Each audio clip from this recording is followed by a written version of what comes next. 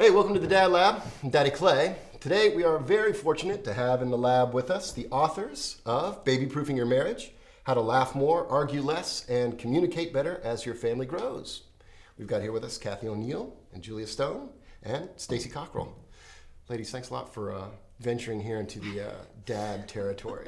Thanks for having us. Thank you. It's fabulous. Yeah, Good to be here. It's a little scary, but it's really nice. It's really nice to have some moms in the house. You know, we do this every once in a while. You should have seen their bathroom. That's scary. You don't want to go in there. You need to film an interview in there, actually. I'm getting a little tired of the women ignoring the signs that are all over the studio. Okay, well, I got to say this. This is my favorite marriage advice and self-help book that I've ever read. It's also, it's the only one I've ever read. But this is good. This is a really good, if you're going to only read in your life, gentlemen, one marriage advice and self-help book, this is the one. This is a great book for guys, and there's a lot of reasons for that. This is a really well-written book. Congratulations. Thank you. So the first thing I open the book and I start reading, and there's like swears in there. Yeah, there's a few. There's a couple. There's like a lot of swears. Like, did you guys get in trouble for putting swears in the book? No, well, I mean, it's not, well, we do the bleep, bleep, bleep type swear. Mm-hmm. I mean, it's a parenting book. What the But That's This is about parenting. It's a serious subject. You can't say People said it, we typed. Oh, okay. So you're not owning the swears. You're just saying that you. there's a few of our own in there as well. Yeah, I mean, we want to reflect the reality of parenting. There's so many books out there that sort of sugarcoat it and give you sort of the soft focus image of what happens after you have kids. And we wanted to present, look, this is the real world. This is really what it's like. And occasionally a curse word does slip out. We and they're occasionally included in there. lose our tempers and say, "Get me the bleeping diaper." Exactly. You can say it. No, I'm not going to. Thank you, though. Good try. All right. Well, if any time you get more comfortable here in the Dad Lab and you start sinking in, you just go, you drop an F-bomb. You go, Mom. You drop an F-bomb.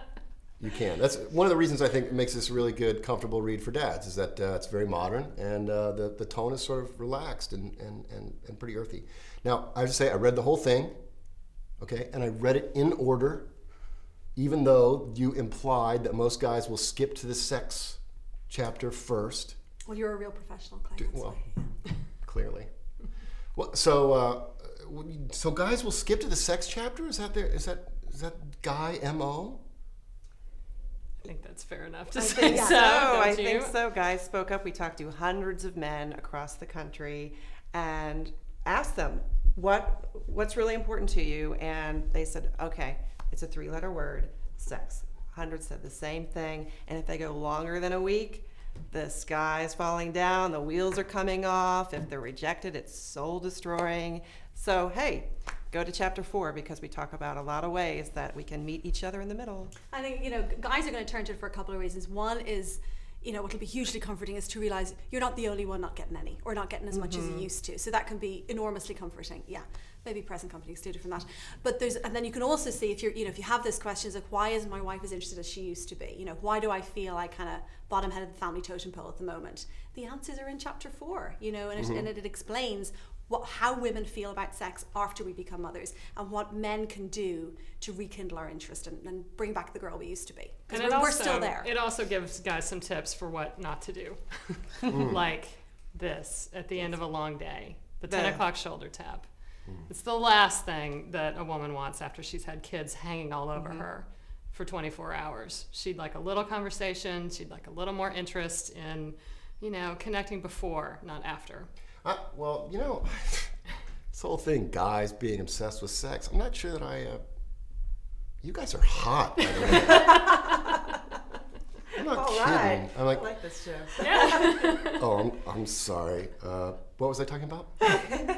Oh, right, men and sex, men and sex. Well, I do think, guys, you need to buy this book just for the sex chapter. And let me say that one of the big, I'm a huge fan of a number of the suggestions in here, and so you need to buy this book and keep it on the bedside just for that reason.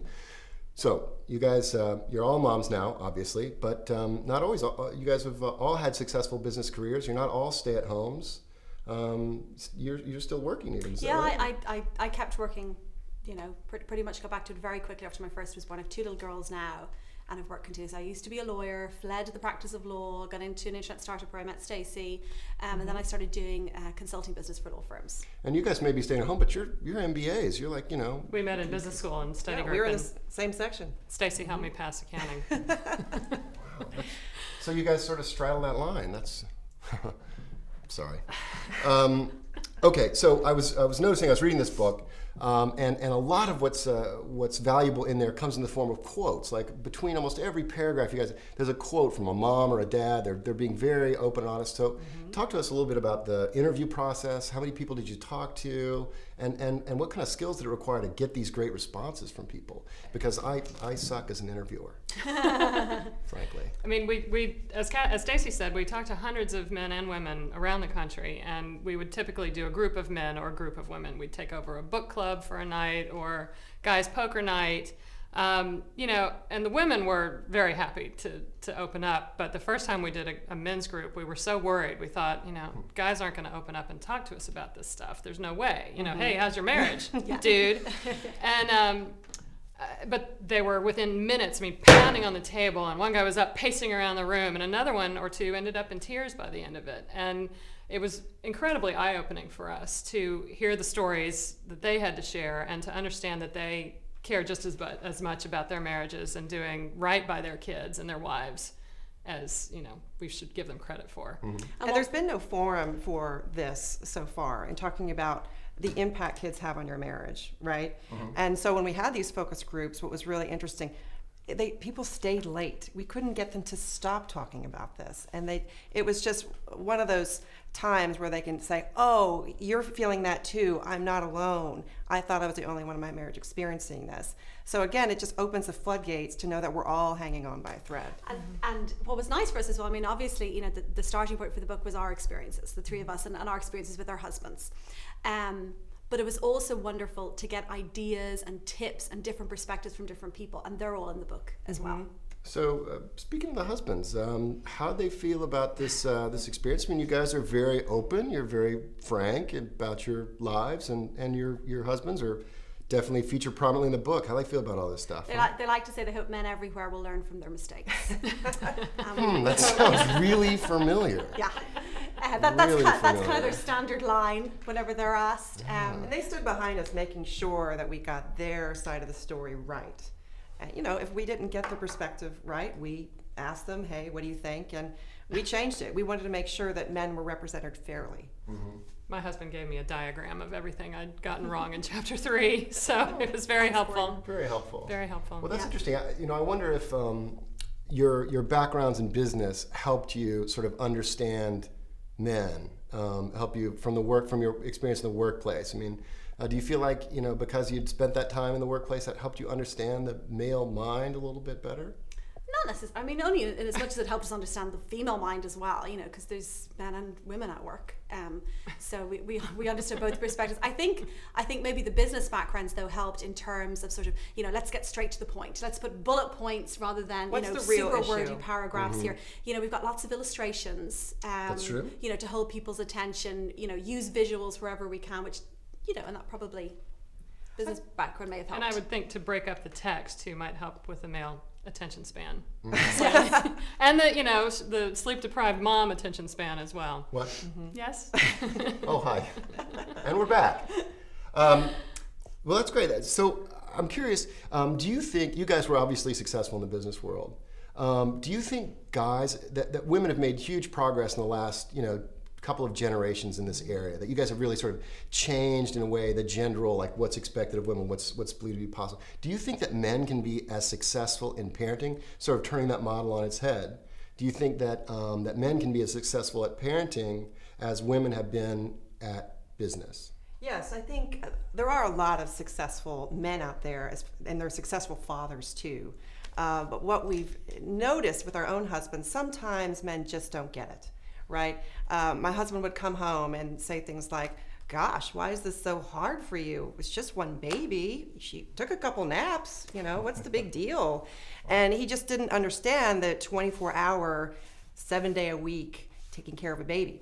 So what we recommend in Babyproofing Your Marriage is give him a training weekend And again, a lot of these fathers, they know how to change the diapers and, know how to take the football for 20 minutes or so. But when they don't have a full 2 days to really understand the whole experience, that's where you get that, hey, he doesn't understand what's going on.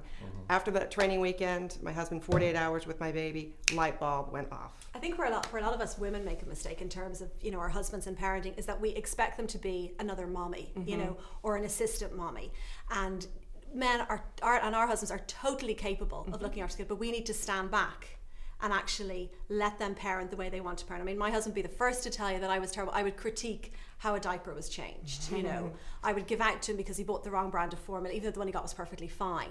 So it's, yes, they can be just as good as we are, but we as women, we have to stand back and let them take the reins. Yeah, I think that's it's interesting to think about the kind of social support that went along with this sort of shift, allowing women to become, more active in the workplace. That there needs to be some kind of cultural support for men too, as we sort of take on the uncomfortable, gender awkward parenting role that we need to, and that's really fun. We're all kind of we're converging here, and you men are converging this way, and maybe we'll achieve co-parenting nirvana in our lifetimes. I hope so. Okay, I got one last question for you. So lately, in all this kind of parenting blogosphere out there, we're hearing a lot about these hip parents, grupster parents. We had Alternadad author in the studio. What do you guys think about this? Are you guys hip parents? Are you? Do you think being hip and being parents are... What's a grubster? We have to ask. Is that a name for a child? Oh, like dear. You have your hip parents and you have grubsters. Do you guys know what a grubster is? Never heard of it. What's a grubster? Well, a grupster is another word for hip parents. That they're grups is a word that sort of the journalists dub these young parents who are not quite fully grown up. They're grups, and they're also hipsters, so they're grupsters. And these are hip parents, and that's the end of the Grubster Lesson 101, which I guess means that we're not hip. You're not hip. Sorry to say. I think when you have two we're or more trying. kids, when you Yeah. have two, it's over, right? Right. It's just, So you guys worry about, you want to be cool for the, you want to listen to cool music, or I mean, do you feel like an obligation to your old self to try and be like hip and cool, to try and preserve something of your pre-kids? I'm sensing no. when you have one kid, right? Yeah, when you have one kid, you can straddle both. You can kind of keep one foot in your old life and one foot in your new parenting life. But I mean, the realization I think the three of us came to is once you have that second or third, it's over. Yes. You have to surrender. Embrace to your this new life. You're not playing the Ramones for the kids. What? No. Yeah. Instead of Baby It's Johnson, there you Wigglies. go. But I What think are they called? the Wigglies Wiggles? or Wiggles. Yeah, the But I Wiggles. wouldn't think the Ramones are hip. Yeah. Speaking Can from we- one 40-year-old to another. Troy, she mentioned the Wiggles. Can we keep on with the interview, or do we need to cut? No. Do we cut? Okay. I've gotten the okay to continue the interview. Just not again. Sorry. Okay. Fruit That's salad. Yummy. really awkward.